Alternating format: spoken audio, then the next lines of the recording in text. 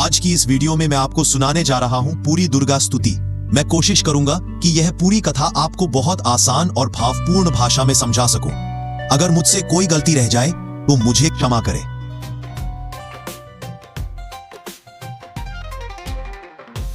नवरात्र का 9वां दिन और घर के आंगन में कन्या पूजन की तैयारी। फूलों और चुनरी से सजा आंगन, हलवे की खुशबू, रसोई में मां गर्मा गर्म पूरी तल रही थी। पापा सिक्के और गिफ्ट की थालियां सजा रहे थे। चुनरी ओढ़े छोटी छोटी कन्याएं कतार में बैठी थी। उनके पांव धोए गए, माथे पर तिलक लगाया गया और थाली में हलवा पूरी चना परोसा गया। उनमें से ही थी 9 साल की समेरा। वो सब कुछ ध्यान से देख रही थी और अचानक पापा का हाथ पकड़कर पूछ बैठी, पापा ये कन्या पूजन क्यों होता है? नवरात्र का असली मतलब क्या है? और आप जो रोज दुर्गा स्तुति कहते हो वो आखिर है क्या? पापा बोले, बेटा नवरात्रों माँ दुर्गा के 9 रूपों की पूजा है। कन्या पूजन इसलिए होता है क्योंकि हर कन्या में माँ का अंश माना जाता है। और जो मैं दुर्गा स्तुति कहता हूँ 13 अध्यायों में फैली एक महान कथा, अच्छाई और बुराई के बीच की जंग। चलो मैं तुम्हें एक एक अध्याय सुनाता हूँ। बहुत समय पहले एक राजा था सुरथ। वह न्यायप्रिय और वीर था, पर छल का शिकार हो गया। उसके ही मंत्री और सैनिकों ने उसका राज्य छीन लिया। राजा दुखी होकर जंगल चला गया। वहां उसका मन चैन नहीं पा रहा था। हालांकि सबने उसे छोड़ दिया था, फिर भी वह मोह से मुक्त नहीं हो पा रहा था। जंगल में भटकते भटकते उसकी भेंट हुई एक व्यापारी से। नाम था समाधि। उस व्यापारी की भी दशा दयनीय थी। उसकी पत्नी और बेटे ने ही उसे घर से निकाल दिया था। फिर भी उसका मन अपने परिवार की चिंता करता रहा। राजा और व्यापारी दोनों दुखी मन से ऋषि मेधा के आश्रम पहुंचे। उन्होंने ऋषि को प्रणाम किया और अपने हृदय का सारा दुख कहा।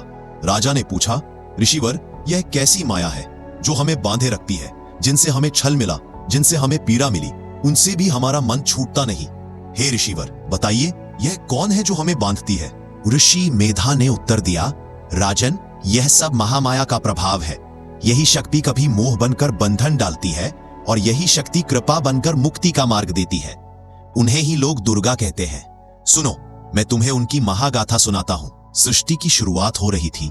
उस समय भगवान विष्णु क्षीर सागर में शेषनाग पर योग निद्रा में लीन थे। भगवान विष्णु के कानों के मैल से 2 भयानक राक्षस उत्पन्न हुए।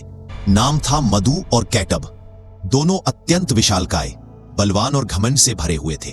उनकी आंखों से अंगार निकलते थे और उनकी हंसी से दिशाएं कांप जाती थी। इन दोनों ने चारों ओर उत्पात मचाना शुरू कर दिया। उनका अहंकार इतना बढ़ गया कि उन्होंने सोचा हम ब्रह्मा को ही नष्ट कर दें और पूरी सृष्टि पर कब्जा कर ले।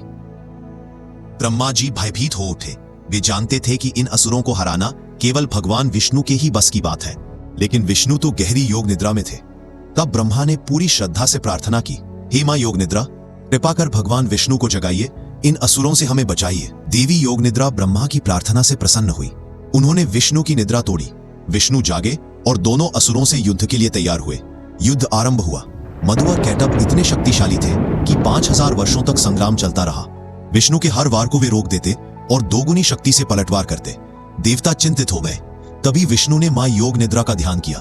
मां की कृपा से उन्हें वह रणनीति सूझी जिससे विजय संभव हुई। विष्णु ने दोनों असुरों से कहा, यदि तुम इतने पराक्रमी हो तो अपनी कोई वरदान शर्त स्वयं तय करो। अहंकार में डूबे मधु और कैटब ने कहा, हमें कोई परास्त नहीं कर सकता, बस यदि हमारी मृत्यु होनी है तो वही हो जब हम स्वयं इसकी अनुमति दें। विष्णु मुस्कुराए।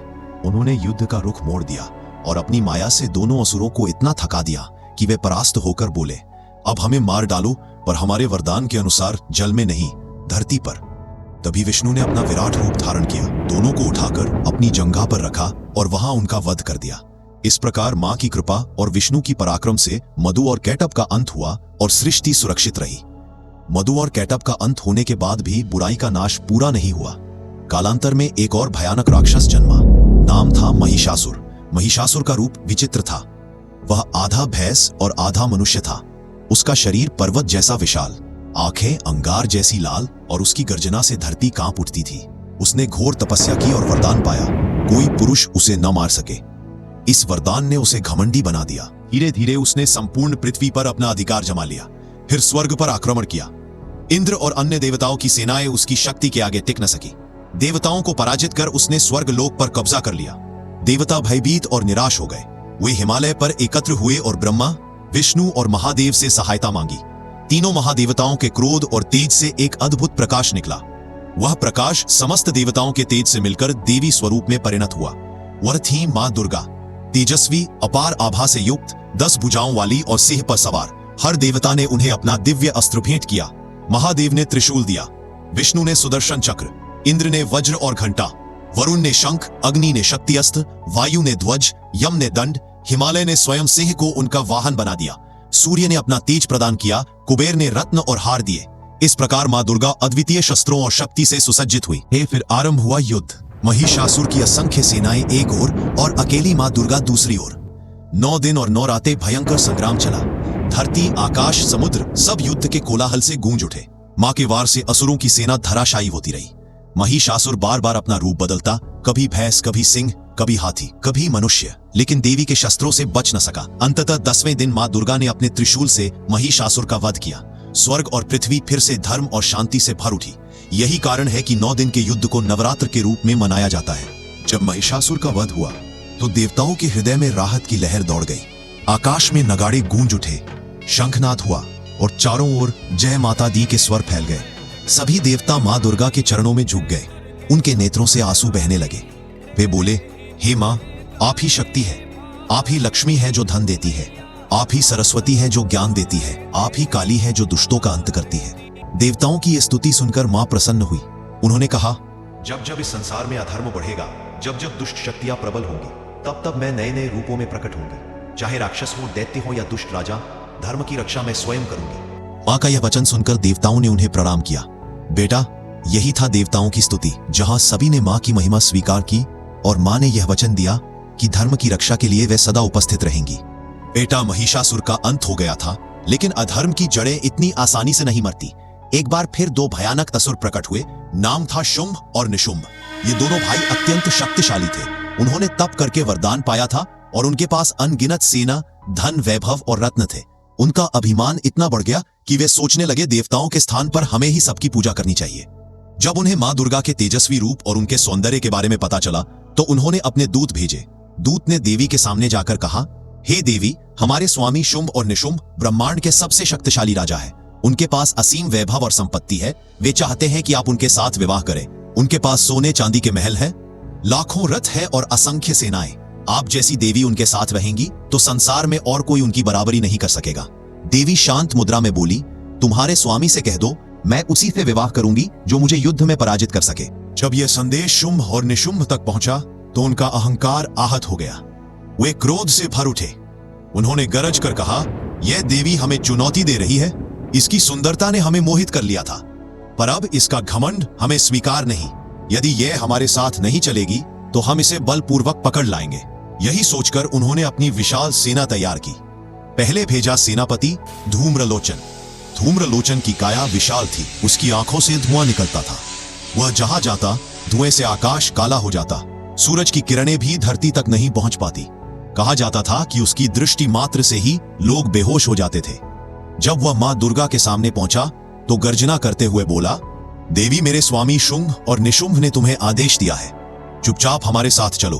अगर तुमने विरोध किया तो मैं तुम्हें अभी अपनी शक्ति से बांध लूंगा। मां दुर्गा शांत भाव से मुस्कुराई और बोली, धूम्रलोचन, अहंकार मत करो, अभी लौट जा, वरना अपने विनाश के लिए तैयार हो जा। लेकिन धूम्रलोचन क्रोध में अंधा हो चुका था। उसने अपनी आंखों से धुआं छोड़कर मां को घेरने की कोशिश की। पूरा वातावरण धुएं से भर गया, पर मां दुर्गा अचल खड़ी रही। फिर मां ने अपने क्रोध से भरी आंखें खोली और देखते ही देखते धूम्रलोचन जलकर राख हो गया। उसका विशाल शरीर धुएं में ही विलीन हो गया। बाकी असुर सेना ने जब यह दृश्य देखा तो वे कांप उठे। मां के सह ने दहाड़ लगाई और असुरों की सेना पर टूट पड़ा। सह के प्रहार से असंख्य राक्षस वहीं ढेर हो गए। धूम्रलोचन का अंत देखकर शुंभ और निशुंभ और भी क्रोधित हो उठे। उन्होंने शपथ ली कि अब वे और भी भयंकर सेनापतियों को भेजेंगे और हर हाल में देवी को परास्त करेंगे। उन्होंने अपने 2 और भयंकर सेनापति भेजे। नाम था चंड और मुंड। ये दोनों असुर युद्ध कला में माहिर थे। चंड का स्वभाव क्रूर था, उसकी हंसी से सैनिकों के दिल कांप उठते थे। मुंड की आंखें खून जैसी लाल थी और उसका शरीर लोहे सा कठोर। इन दोनों के साथ असंख्य असुर सैनिक निकले और मां दुर्गा के पास पहुंचे। चंड और मुंड ने गर्जना की, देवी, अब तेरा अंत निश्चित है। धूम्रलोचन तो तुझसे हार गया, लेकिन हमें कोई नहीं रोक सकता। मां दुर्गा ने उन्हें क्रोध से देखा। उनकी भ्रुकुटी तनी और आंखों से अग्नि जैसी चमक निकलने लगी। उसी क्षण मां के मस्तक से प्रकट हुई एक और अद्भुत शक्ति, मां काली। काली का रूप भयंकर था। उनकी देह श्यामल, लंबी जीभ बाहर निकली हुई गले में खोपड़ियों की माला, हाथ में खड्ग और त्रिशूल। उनकी दहाड़ से आकाश कांप उठा और धरती हिल गई। काली ने अकेले ही पूरी असुर सेना पर धावा बोला। उनके वार से असुर सैनिक पत्तों की तरह गिरने लगे। काली ने खड्ग उठाकर चंड का सिर धड़ से अलग कर दिया। फिर उन्होंने मुंड को धराशायी कर उसका सिर भी काट लिया। दोनों असुरों के कटे हुए सिर माँ दुर्गा के चरणों में लाकर रखा। माँ दुर्गा प्रसन्न हुई और बोली, तुमने मेरा काम सिद्ध किया है, अब तुम्हें चामुंडा नाम से जाना जाएगा। इस प्रकार चंड और मुंड का अंत हुआ और असुर सेना तितर बितर हो गई। यह लड़ाई अभी खत्म नहीं हुई थी, क्योंकि आगे आने वाला था सबसे भयानक असुर, रक्तबीज। रक्तबीज को वरदान मिला था, उसके शरीर से जब भी खून की एक बूंद गिरेगी, वहीं से एक नया राक्षस पैदा हो जाएगा। यही कारण था कि सारे देवता उससे डरते थे। जब रक्तबीज युद्ध के मैदान में आया तो उसका शरीर पर्वत जैसा था।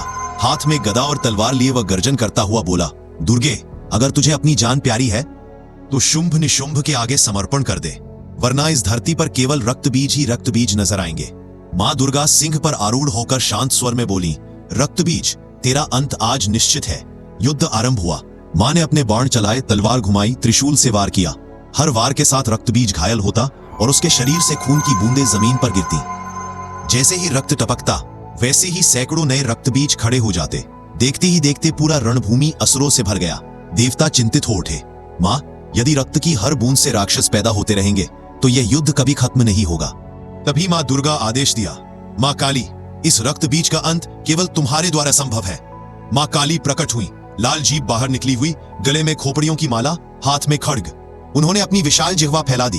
अब जैसे ही रक्तबीज के शरीर से खून टपकता, काली अपनी जिह्वा से सारी बूंदें पी जाती। धरती पर एक भी बूंद गिरने नहीं दी। धीरे धीरे रक्तबीज थकने लगा। अंत में माँ दुर्गा ने अपने त्रिशूल से उसका हृदय भेद दिया और माँ काली ने उसका सारा रक्त पीकर उसे सदा के लिए समाप्त कर दिया। पूरा रणभूमि शांत हो गया। असुर सेना तितर बितर हो गई। देवताओं ने राहत की सांस ली। बेटा, यही था रक्तबीज का अंत। यह हमें सिखाता है कि कभी कभी बुराई की जड़ को ही नष्ट करना पड़ता है, वरना वह बार बार जन्म लेती रहती है। वे जानते थे, रक्तबीज के अंत के बाद असुरों की सेना लगभग हिम्मत हार चुकी थी। लेकिन शुंभ और निशुंभ अब भी घमंड में डूबे हुए थे। उन्होंने सोचा, जब तक हम स्वयं युद्ध भूमि में नहीं उतरेंगे, देवी को हराना असंभव है। सबसे पहले आगे आया छोटा भाई निशुंभ। उसका शरीर लोहे सा कठोर था। हाथ में भारी गदा और भाला लिए वह गर्जना करता हुआ बोला, देवी, तुमने मेरे सेनापतियों को धोखे से मारा है। अब मैं तुम्हें बंदी बनाकर अपने स्वामी शुंभ के पास ले जाऊंगा।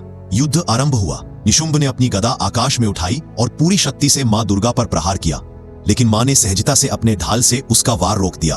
फिर अपने त्रिशूल से प्रत्युत्तर में वार किया। निशुंभ पीछे हट गया, परंतु उसका क्रोध और बढ़ गया।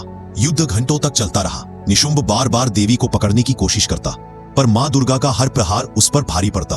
आखिरकार मां ने अपने भाले को दिव्य शक्ति से भर दिया। उन्होंने निशुंभ के सीने पर सीधा वार किया। भाला उसके हृदय को भेद गया। वह पीड़ा से कराहता हुआ धरती पर गिर पड़ा और वहीं उसका अंत हो गया। देवताओं ने आकाश से पुष्प वृष्टि की। चारों ओर जय माता दी की गूंज फैल गई। लेकिन अभी सबसे बड़ा संग्राम बाकी था, क्योंकि अब आने वाला था उसका बड़ा भाई शुंभ। निशुंभ के मारे जाने के बाद अब युद्ध भूमि पर आया उसका बड़ा भाई शुंभ। वह दोनों भाइयों में सबसे बलशाली और सबसे अहंकारी था। उसकी ऊंचाई पर्वत जैसी और उसका कवच बिजली की तरह चमकता था। शुंभ ने गरज कर कहा, दुर्गे, तूने मेरे सेनापतियों को, मेरे भाई निशुंभ को मार दिया, लेकिन याद रख, तू अकेली नहीं लड़ रही। तेरे साथ अनगिनत देवियां खड़ी है। अगर तू सच्ची वीर है तो अकेले मुझसे युद्ध कर। मां दुर्गा मुस्कुराई और शांत स्वर में बोली, शुंभ, ये सारी देवियां मेरे ही रूप है। मैं ही एक हूं और मुझसे ही सब शक्तियां प्रकट हुई हैं। यह कहते ही मां के साथ खड़ी सारी देवियां धीरे धीरे उन्हीं में समा गईं। अब रणभूमि में केवल मां दुर्गा और शुंभ आमने सामने खड़े थे। फिर आरंभ हुआ महायुद्ध। शुंभ ने अपनी गदा उठाई और प्रहार किया। धरती कांप गई, पर्वत टूट गए। मां ने अपने त्रिशूल से उसका वार रोका। वह तलवार लेकर झपटा। मां ने ढाल से रोककर उसे दूर फेंक दिया। युद्ध आकाश तक पहुंच गया। देवी सिंह पर सवार होकर बादलों के बीच लड़ी। शुंभ अपनी माया से कई रूप बनाकर हमला करता, लेकिन मां दुर्गा हर रूप को काटकर नष्ट कर देती। घंटों चला यह भीषण संग्राम। आकाश में बिजली चमक रही थी, धरती पर गरजते नगाड़े और चारों ओर भय और आश्चर्य से भरे स्वर। अंततः मां ने अपना त्रिशूल उठाया और पूरी शक्ति से शुंभ पर प्रहार किया। त्रिशूल उसके सीने को चीरता हुआ आर पार निकल गया। शुंभ ने अंतिम बार चीख लगाई और धराशायी होकर मृत हो गया। देवताओं ने जय घोष किया, जय मां दुर्गे, जय महाकाली, जय चामुंडा। आकाश से फूलों की वर्षा हुई। स्वर्ग और पृथ्वी में फिर से धर्म की स्थापना हुई। माँ दुर्गा मुस्कुराई और आशीर्वाद दिया, जब तक धर्म है तुम बने रहोगे, और जब जब अधर्म बढ़ेगा मैं नए रूप में प्रकट होकर उसका नाश करूंगी। जो व्यक्ति संकट के समय सच्चे मन से मुझे पुकारेगा, चाहे वह गहरे अंधकार में फंसा हो या हजारों शत्रुओं से घिरा हो, मैं उसकी रक्षा अवश्य करूंगी। जो मेरा स्मरण करेगा उसे बुद्धि, बल और विजय प्राप्त होगी। ऋषि मेधा से माँ दुर्गा की यह कथा सुनकर दोनों के हृदय में गहरी भक्ति जाग उठी। राजा सुरथ ने माँ की साधना की, उन्होंने तपस्या और पूजा करके माँ को प्रसन्न किया। माँ ने वरदान दिया, राजन तुम अपना खोया हुआ राज्य पुनः प्राप्त करोगे, तुम्हारे शत्रु नष्ट होंगे और तुम धर्म पूर्वक शासन करोगे। उसी प्रकार व्यापारी समाधि ने भी माँ की उपासना की। वह पहले अपने परिवार के विश्वासघात से दुखी था, पर माँ ने उसे आशीर्वाद दिया, तुम्हें आत्मज्ञान प्राप्त होगा, तुम्हारा मन संसार के मोह से मुक्त होकर सदा शांति में स्थिर रहेगा। और सचमुच हुआ भी ऐसा ही। सुरथ पुनः राजा बना और न्याय पूर्वक राज किया। समाधि को परम शांति और ज्ञान प्राप्त हुआ। बेटा, यही है दुर्गा सप्तशती का सार। नवरात्र हमें यह सिखाते हैं कि धर्म की रक्षा के लिए माँ दुर्गा सदा प्रकट होती हैं, और जो भी सच्चे मन से उनकी आराधना करता है उसे शक्ति, ज्ञान और विजय अवश्य प्राप्त होती है। नवरात्र केवल पुराणों की कथा नहीं है। त्रेता युग में भगवान श्री रामचंद्र ने लंका विजय से पहले 9 दिनों तक माँ दुर्गा की आराधना की थी। इतिहास में वीर योद्धा जैसे महाराणा प्रताप और छत्रपति शिवाजी नवरात्र पर शस्त्र पूजन करते थे। अगर हमारी प्रस्तुति में कोई कमी रह गई हो तो क्षमा कीजिएगा, और अगर कथा ने आपके हृदय को छुआ हो तो कमेंट में जरूर लिखें जय माता दी, और चैनल को लाइक, शेयर और सब्सक्राइब करना न भूलें।